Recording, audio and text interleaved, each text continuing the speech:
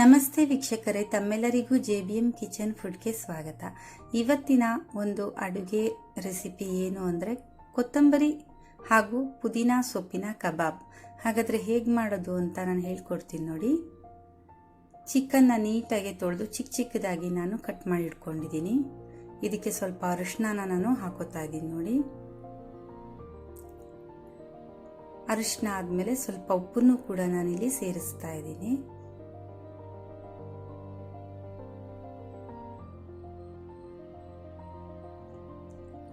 ಈಗ ನಾನು ರುಬ್ಬಿಟ್ಕೊಂಡಿರೋಂಥ ಕೊತ್ತಂಬರಿ, ಪುದೀನ ಹಾಗೂ ಹಸಿ ಶುಂಠಿ, ಬೆಳ್ಳುಳ್ಳಿ ಇಷ್ಟನ್ನ ನಾನು ರುಬ್ಬಿಟ್ಕೊಂಡಿರೋಂಥ ಪೇಸ್ಟನ್ನ ಇಲ್ಲಿ ನಾನು ಹಾಕ್ತಾ ಇದ್ದೀನಿ.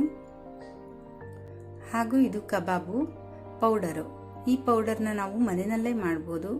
ಕಡಲೆ ಹಿಟ್ಟು, ಕಾರ್ನ್ ಪೌಡರು, ಹಾಗೆ ಗರಂ ಮಸಾಲ ಪೌಡರು ಇದನ್ನೆಲ್ಲ ನಾನು ಹಾಕಿ ಸ್ವಲ್ಪ ಖಾರದ ಪುಡಿ ಹಾಕಿ ಮಿಕ್ಸ್ ಮಾಡಿ ಇಟ್ಕೊಂಡಿರೋವಂಥದ್ದು. ಬೇಕಿದ್ರೆ ಸ್ವಲ್ಪ ಅಕ್ಕಿ ಹಿಟ್ಟು ಹಾಕೋಬಹುದು. ಈಗ ನಾವು ಇದನ್ನ ಕ್ಲೀನಾಗಿ ಒನ್ ಟೈಮ್ ಮಿಕ್ಸ್ ಮಾಡ್ಕೊಂಬೇಡ.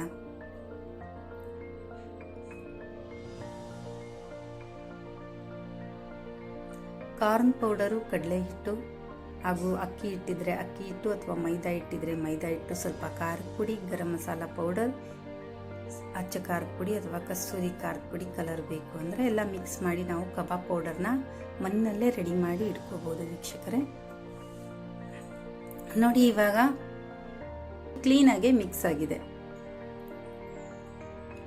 ಇವಾಗ ನಾವು ಸ್ಟವ್ ಮೇಲೆ ಬಾಣಲಿನ ಇಟ್ಕೊಂಡು ಸ್ವಲ್ಪ ಎಣ್ಣೆ ಹಾಕೊಂಡು ಎಣ್ಣೆ ಕಾಯೋ ತನಕ ಬಿಟ್ಟಾದ್ಮೇಲೆ ಒಂದೊಂದೇ ಪೀಸ್ನ ನಾವಿಲ್ಲಿ ಸೇರಿಸ್ಬೇಕಾಗತ್ತೆ.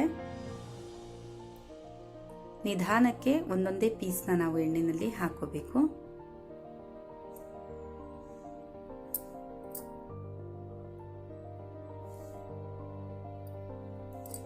ಎಣ್ಣೆನಲ್ಲಿ ಇದು ಬೇಯೋ ತನಕ ನಾವು ಬಿಡಬೇಕು.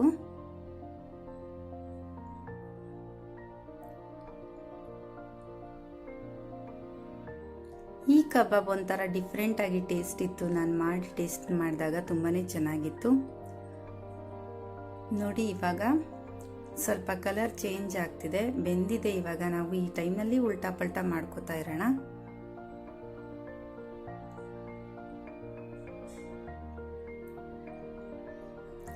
ಇದಕ್ಕೆ ನಾವು ಹಸಿ ಶುಂಠಿ ಹಾಗೆ ಬೆಳ್ಳುಳ್ಳಿ, ಕೊತ್ತಂಬರಿ ಸೊಪ್ಪು, ಪುದೀನಾ ಸೊಪ್ಪು ಈ ನಾಲ್ಕು ಸಾಮಗ್ರಿಗಳನ್ನ ಸೇರಿಸಿ ರುಬ್ಬಿಟ್ಕೊಂಡಿರುವಂಥದ್ದು. ಇದನ್ನ ಹಾಗೂ ಕಬಾಬ್ ಪೌಡರ್ನ ನಾವು ಮಿಕ್ಸ್ ಮಾಡಿರುವಂಥದ್ದು. ಹಾಗಾಗಿ ಇದ್ರ ಟೇಸ್ಟೇ ಬೇರೆ ಥರ ಇರುತ್ತೆ. ನೀವು ಒಂದ್ಸತಿ ಟ್ರೈ ಮಾಡಿ ನೋಡಿ. ಇವಾಗ ನಾವು ಕ್ಲೀನಾಗಿ mix ಮಾಡ್ಕೊಂಬೇಡ one time.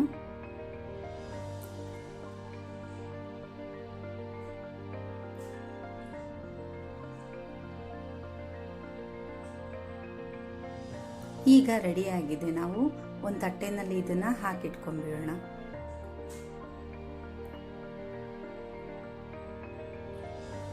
Last time ನಾನು ಲಾಹೋರ್ ಕಬಾಬ್ ಅಂತಾನು ನಿಮಗೆ ತೋರಿಸಿದ್ದೀನಿ.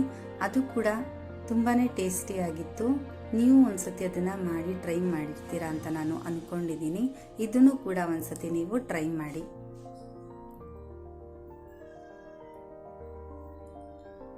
ಇದೇ ರೀತಿ ನಾವು ಸೆಕೆಂಡ್ ರೌಂಡು ಎಣ್ಣೆನಲ್ಲಿ ಹಾಕೊಂಡು ನೀಟಾಗಿ ಫ್ರೈ ಮಾಡ್ಕೊಳ್ಳೋಣ.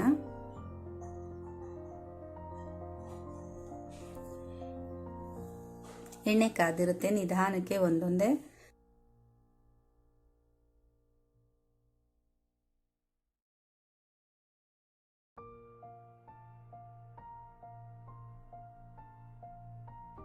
ಇದು ಬೆಂದಿದೆ ಅಂತ ಅನ್ನಿಸ್ದಾಗ ನಾವು ಮಿಕ್ಸ್ ಮಾಡಿಕೊಂಡು ಎತ್ತಿಟ್ಕೊಂಡ್ಬಿಡೋಣ.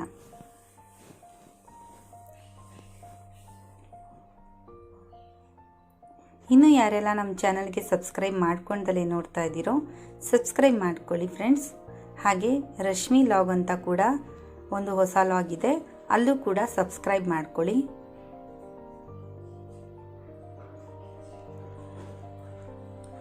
ನೋಡಿ, ಈ ರೀತಿಯಲ್ಲಿ ನಾವು ಕಬಾಬ್ನ ಹಾಕೋಬೇಕಾಗತ್ತೆ.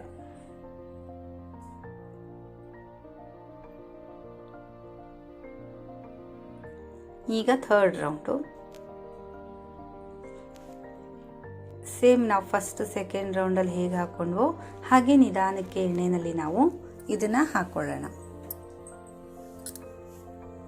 ಯಾರೆಲ್ಲ ಫಸ್ಟ್ ಟೈಮ್ ಕಬಾಬ್ ಮಾಡೋಕ್ಕೆ ಟ್ರೈ ಮಾಡ್ತಾ ಇದ್ದೀರಾ ಅಥವಾ ನೋಡ್ತಾ ಇದ್ದೀರಾ, ಅವರು ಈ ರೀತಿ ಒಂದ್ಸತಿ ಟ್ರೈ ಮಾಡಿ ನೋಡಿ.